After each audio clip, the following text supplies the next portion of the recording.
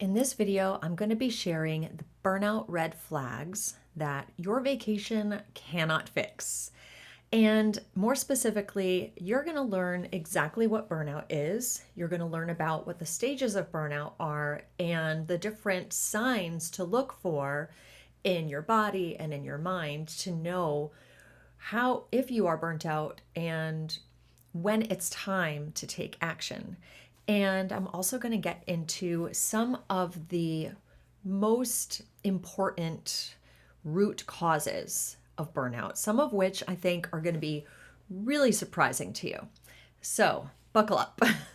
And if you are new here, my name is Jen Costanza. I am a holistic health coach. I specialize in supporting high achieving professional women with burnout recovery and prevention.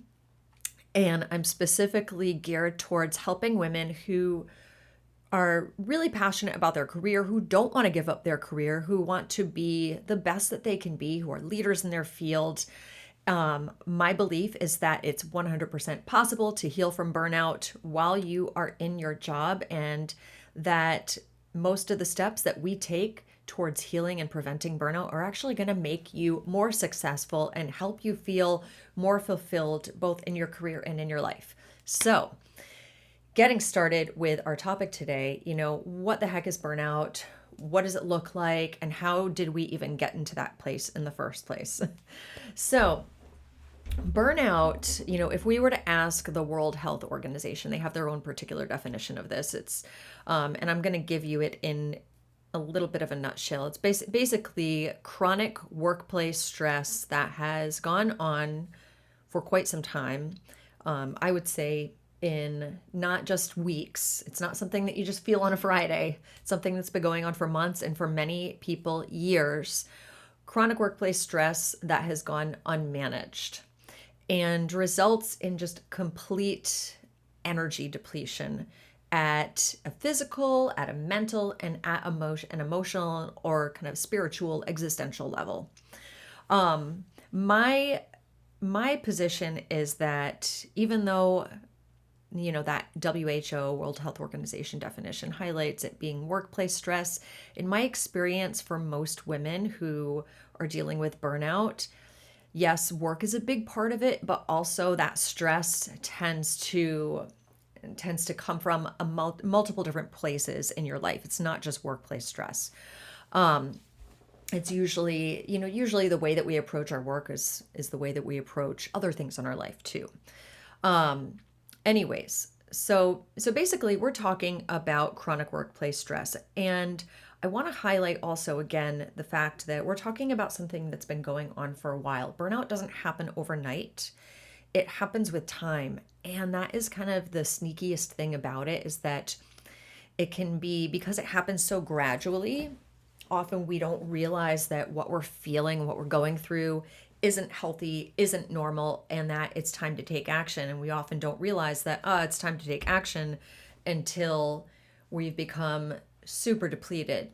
So I would like to help you be able to identify those warning signs earlier on in the game so that you don't become super depleted. That said, if you are at this state of complete exhaustion, depletion, I don't want you to feel despair. I want you to know that there's absolutely a way out. And I'm going to talk about that towards the end of this live stream today. Like, well, what do you do?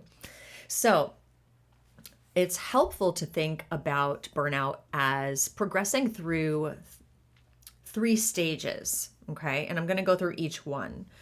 So the first stage we're going to call alarm. And in this stage of burnout, you are under a lot of pressure. Maybe you just got that new job or that new promotion that's putting new pressure on you, taking more time out of your life. The other thing is it might be just that you moved to a new city or you took on new responsibilities, both at your job and in your personal life. Maybe you just became a parent, something like that.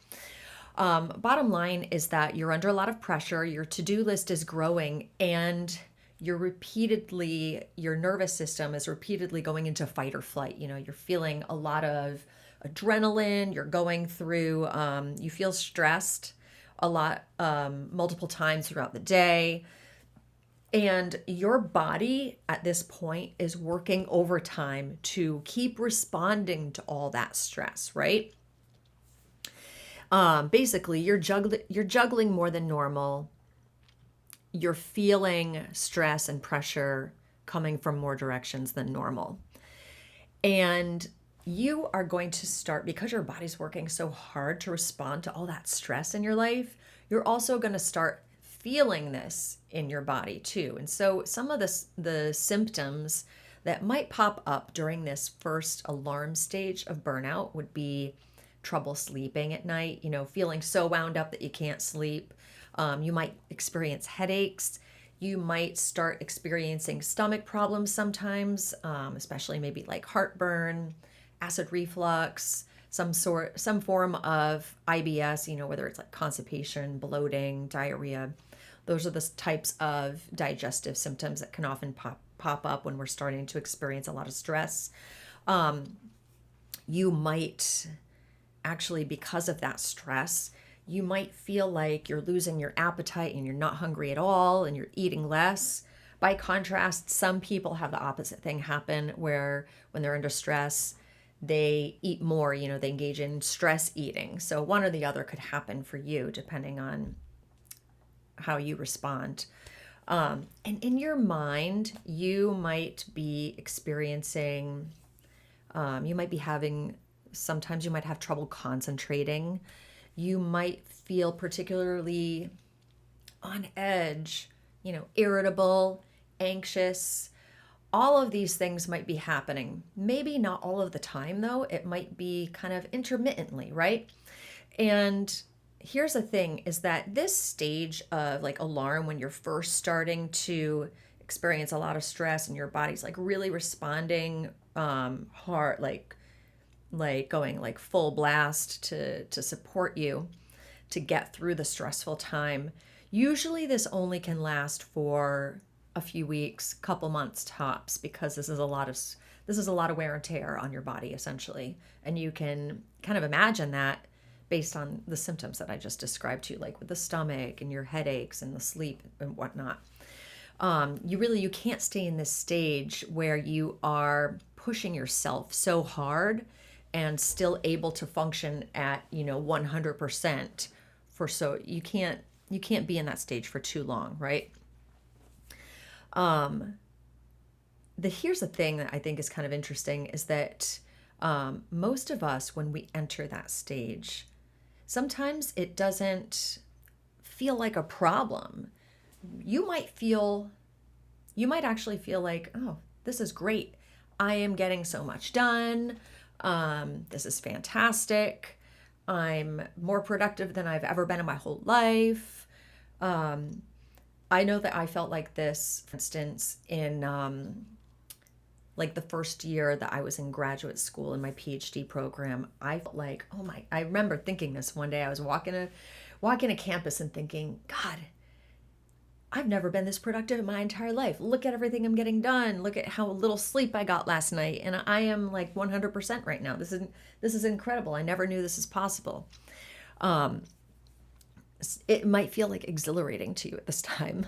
So I'm just kind of putting that out there to let you know that if you do feel like exhilarated, like this is exhilarating, that's actually not out of the ordinary that you might feel that way.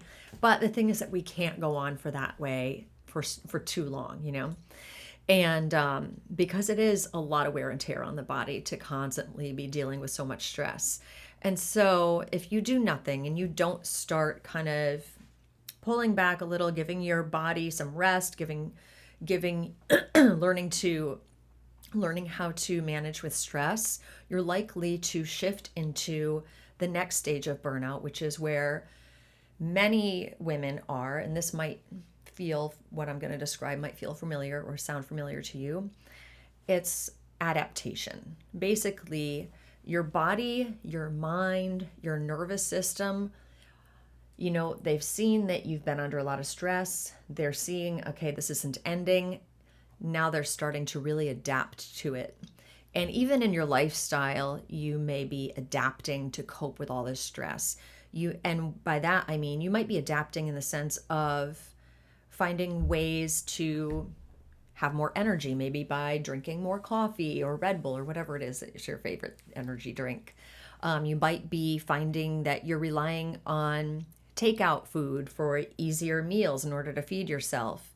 You might be relying on wine to help you unwind at night because you just can't relax. You might be relying on supplements to help you get to sleep, or even, to deal with stress, you might be coping with scrolling on your phone to just kind of tune everything out, right? And the other thing is that on the outside, when you're in this stage of adaptation, for many women on the outside, we actually probably look fine to other people. Nobody might know what you're actually going through. Chances are that nobody does know what's going on with you inside. And you still might be pretty high functioning, right? But on the inside, it's like you're barely holding on. You're just in a constant state of fight or flight, kind of surviving from one day to the next, right? So what does this look like in terms of kind of symptoms, health symptoms and, emotional or mental symptoms that you might experience? Well, first of all, most of those symptoms from the alarm stage are probably still present for you, but they've become more persistent or consistent, right? So, like, for instance, with stomach problems, IBS, something that I experienced a lot for a very long time was acid reflux or heartburn, right? So instead of it being just like once in a while, now it's becoming practically every day, and you're starting to feel like, oh, this is my new normal. Even with headaches, that was another one that I experienced that became really, really bad at one point. I actually had to see a neurologist for it, and we could not find a source. The real source was stress. But anyway, so you might be feeling that. You are probably going to, I'm not just say probably, you're definitely going to feel more fatigued. You're going to start to feel more tired. You're going to have energy problems, a lot of inconsistent energy problems, where you might have this weird kind of, we call it tired and wired phenomenon. You might have heard of this before, where you wake up, you need coffee to get going because you're tired. You might have an energy slump in the afternoon that's pretty bad, where you're really exhausted and you're just kind of daydreaming of your bed and going home at night and getting cozy and finally falling asleep. But when the time comes at night to go to bed and fall asleep, it's like you're wide awake and you're just kind of like staring at the ceiling. You're feeling maybe a second wind, even though you're super exhausted. You can't stop thinking, can't stop your brain to tune out, to turn off, rather.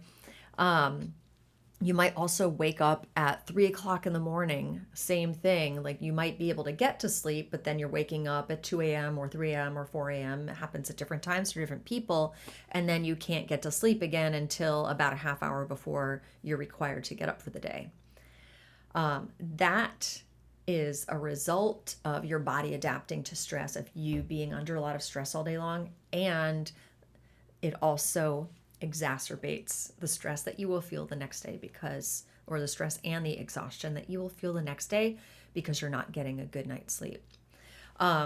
Some other symptoms that you'll notice in this adaptation stage of burnout might be problems focusing, problems with remembering at work, brain fog. You might have experienced that. You might also be, procrastinating more. You might see your motivation and your drive start to go down. And I can tell you, this is very common.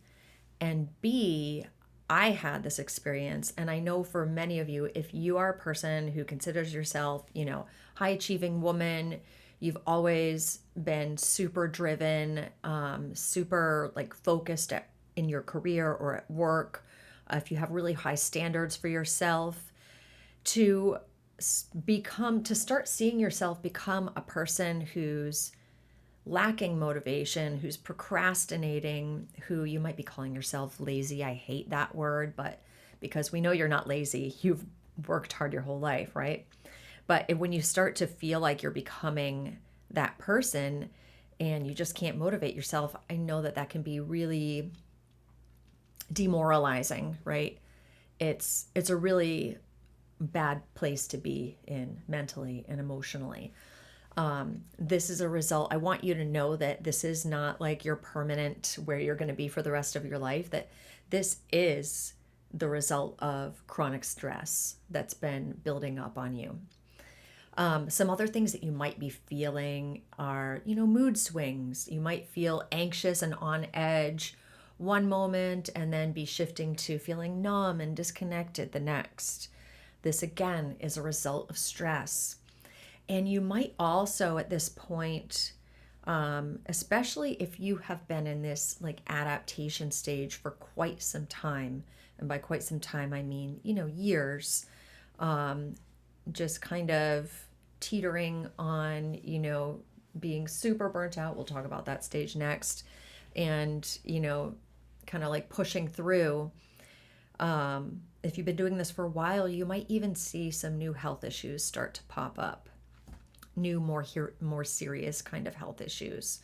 You might even see some health issues related to hormone imbalances pop up. Like if you have been under a lot of stress, you might even get to a point where you lose your period, for instance.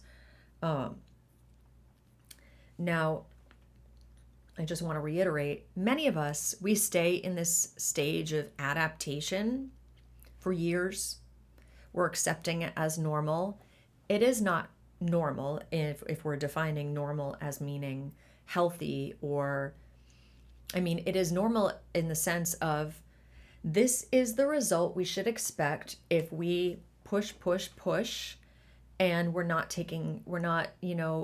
setting aside the time to recover our energy, to take care of ourselves, to feed ourselves well, to prioritize our sleep, to learn to manage stress, so that we're not constantly feeling like we're putting out fires. That, yeah, this is normal in the sense of this is the normal result of that. But it is not normal in the sense of healthy, and it is not something that you just have to sit back and accept. It can feel normal partially because, another thing, you might be looking around you and seeing a lot of your colleagues or your peers going through something similar. And that doesn't make it normal either. And it also might feel normal because, something I mentioned at the beginning of this video is that burnout tends to, it's one of those things that doesn't happen overnight. It snowballs over time and gets worse and worse and worse until we do something. And so it can, it's like you kind of get used to in your mind, oh, this is just how things are. I want to just tell you this does not have to be how things are. But if we do nothing, we will get to this next stage of burnout, stage 3, exhaustion. And that is really when you've reached a breaking point, okay? Where your body can't adapt any longer. It's exhausted. Stress has taken a huge toll on your physical health, your mental health, your emotional health. You're depleted. You're totally drained. Your body and your nervous system are exhausted, and everything is kind of slowing down in order to protect you. That might seem kind of weird, but instinctively, your nervous system, so you're part of let me go back one step. So we have this part of our brain called the amygdala. And the amygdala is always searching your environment for threats, for things that you need to watch out for that might hurt you, right? For threats to your life. And what happens with chronic stress is it's starting to, over time, it's identifying more and more things as threatening. And that's why you're getting stressed out all the time, because it's constantly saying, oh, we have something to be worried about and be stressed out about. We need to keep reacting. Well, eventually, like I said, in this third stage, exhaustion, your body can't take any more reacting to stress. So it's basically your nervous system is saying, hey, if we want to survive this, we need to actually slow down everything. And so that's where you reach this point of just absolute exhaustion, on a physical level, on a mental level, and on an emotional level, where you're just so overwhelmed and exhausted that it's hard to function. And you might experience, for instance, when I'm talking about overwhelmed and exhausted on not just a physical or even a mental, but an emotional level, this is where we're coming into these situations where you want to hang out with your friends. You just don't have like the energy to be social. You want to play with your kids, but you just don't have the emotional energy to do it and to be happy and to be present with them. All you feel like doing is kind of like sitting around, maybe scrolling on your phone, watching Netflix, whatever. You don't have the energy to engage. You don't have the energy to really be present with the people that are most important in your life. And in the sphere of your work and your career, you also are probably your motivation and drive that I was talking about before are at an all-time low. And this is also the point where many women might consider if they need to, take a leave of absence or go on a vacation or go on a retreat or switch careers, thinking it's the job. Now, sometimes it is the job, but usually there's things that we can do. I'll get into that later, but before I go any further, so other symptoms or things that we might notice to know that we've kind of like reached this brick wall. It's a kind of fatigue that's actually not going to be fixed just with, time off or even with a good night's sleep. You need more.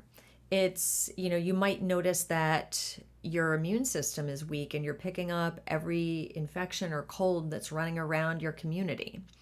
You might be getting a more serious health diagnosis from your doctor.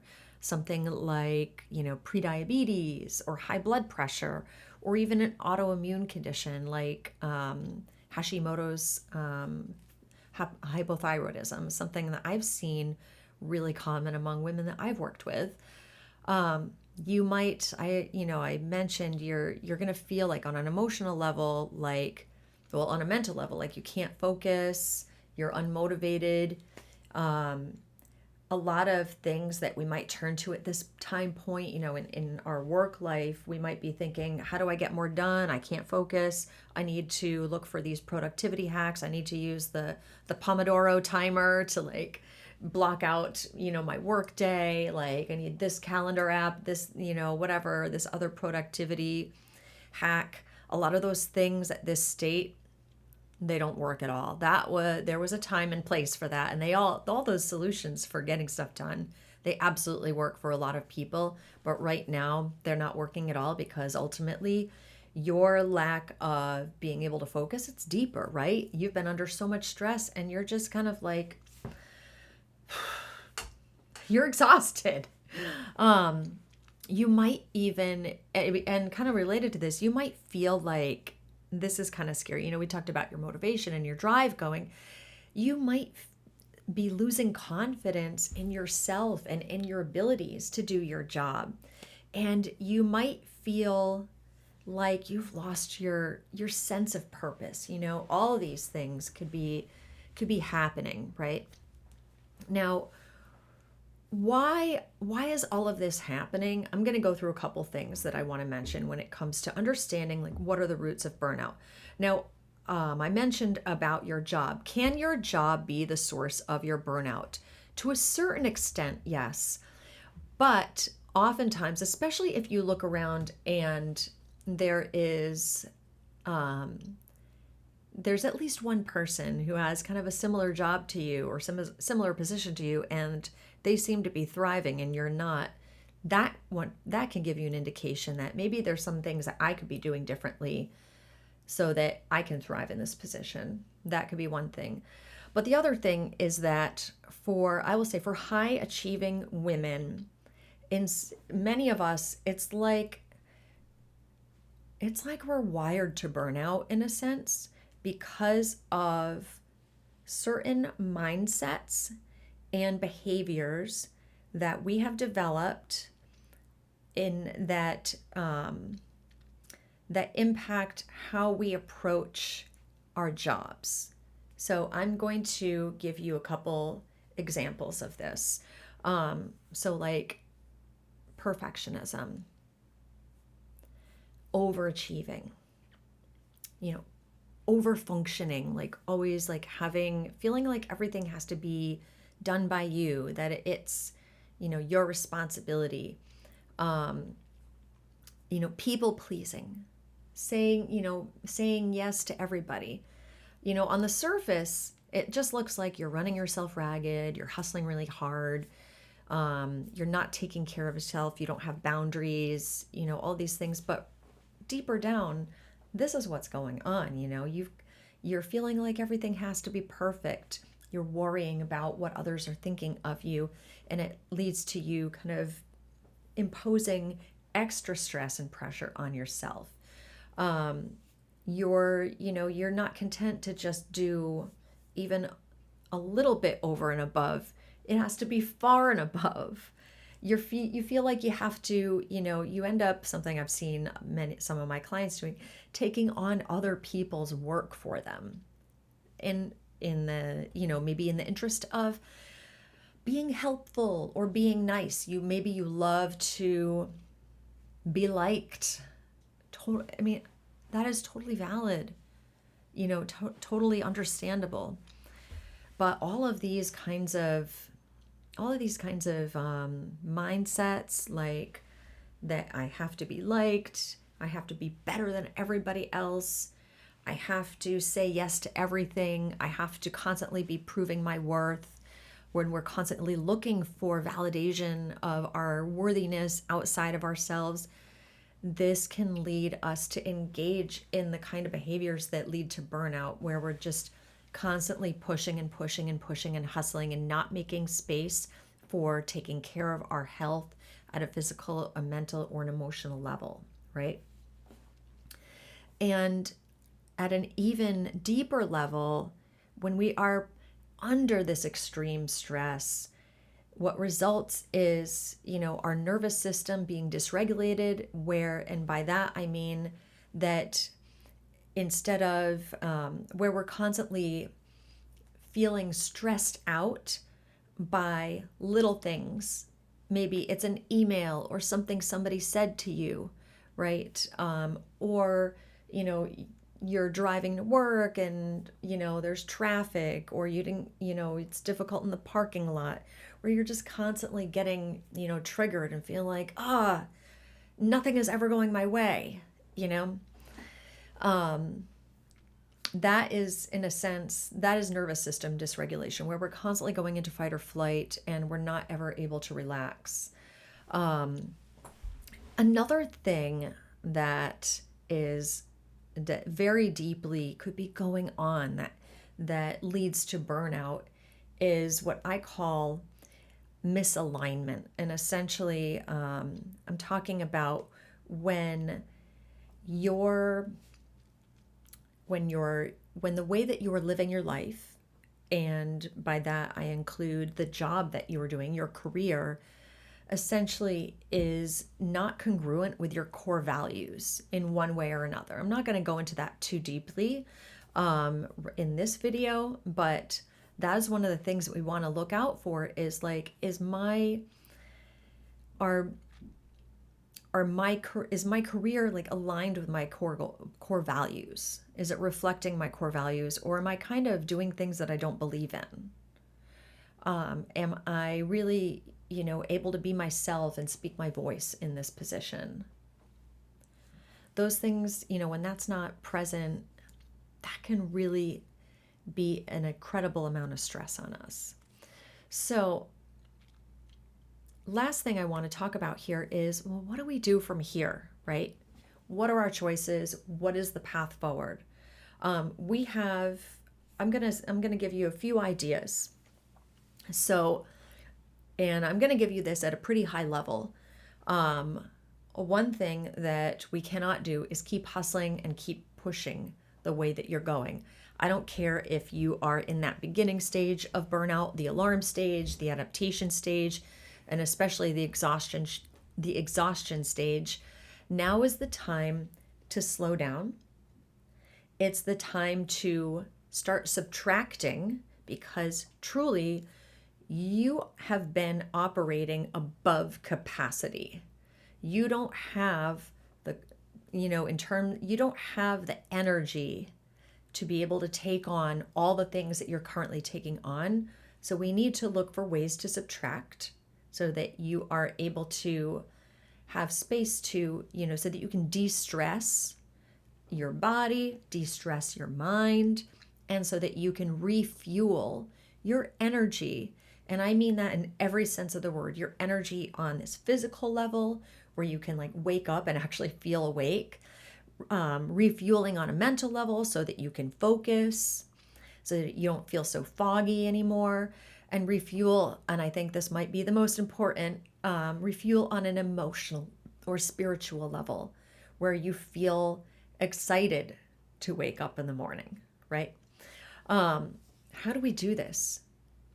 You really, honestly, you need to do it strategically. You need to have a plan. It's good to have routines, and you need to have boundaries.